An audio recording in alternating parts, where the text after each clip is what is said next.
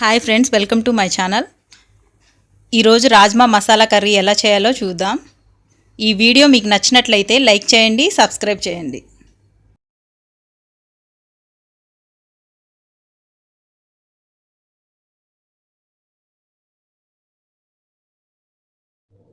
మనం ముందుగా నానబెట్టుకున్న రాజ్మాని కుక్కర్లో వేసుకొని అందులో కొంచెం వాటర్ వేసుకోవాలి. వేసుకున్న తర్వాత స్టవ్ ఆన్ చేసి ఇది ఒక 6 to 7 విజిల్స్ వచ్చేంత వరకు ఉడికించుకోవాలి. ఇప్పుడు రాజ్మా ఉడికేలోపు మనం మసాలా ప్రిపేర్ చేసుకుందాం. అందుకు ముందుగా కట్ చేసుకున్న 2 ఉల్లిపాయలు, ఒక 3 టమాటాలు, ఒక 1 spoon ginger garlic paste, 1.5 ginger garlic paste, masala దినుసులు ఒక 6 జీడిపప్పులు, ఒక 2 స్పూన్స్ ధనియా పౌడర్,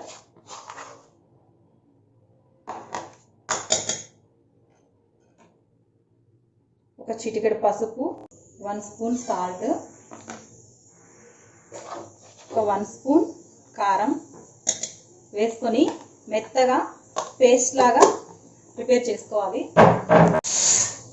ఇప్పుడు గ్రైండ్ చేసుకున్న మసాలాని ఒక బౌల్లోకి తీసుకోవాలి.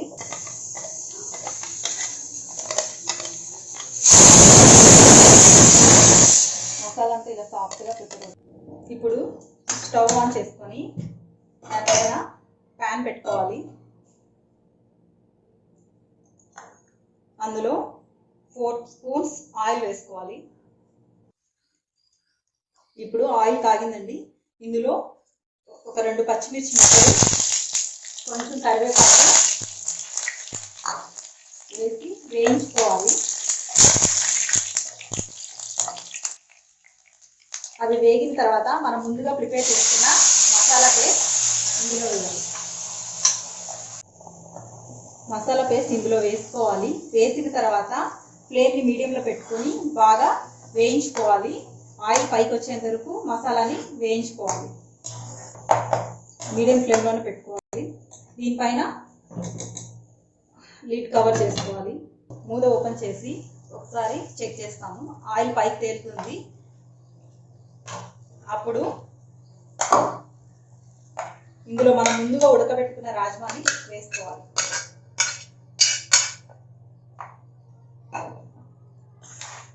హై ఫ్లేమ్లో పెట్టుకోవాలి. ఇందులో కొద్దిగా వాటర్ వేసుకోవాలి. వాటర్ వేసుకొని ఒక 10 మినిట్స్ మీడియం ఫ్లేమ్లో ఉడికించుకోవాలి.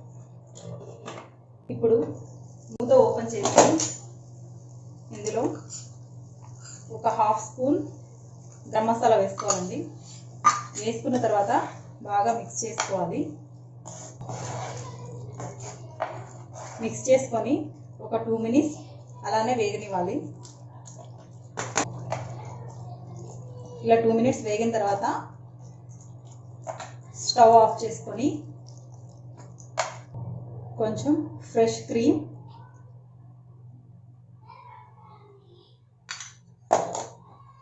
సన్నగా తరిగిన కొత్తిమీర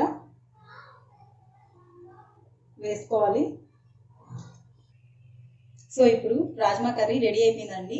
దీన్ని రైస్తో కానీ చపాతీతో కానీ తీసుకుంటే చాలా టేస్టీగా ఉంటుంది.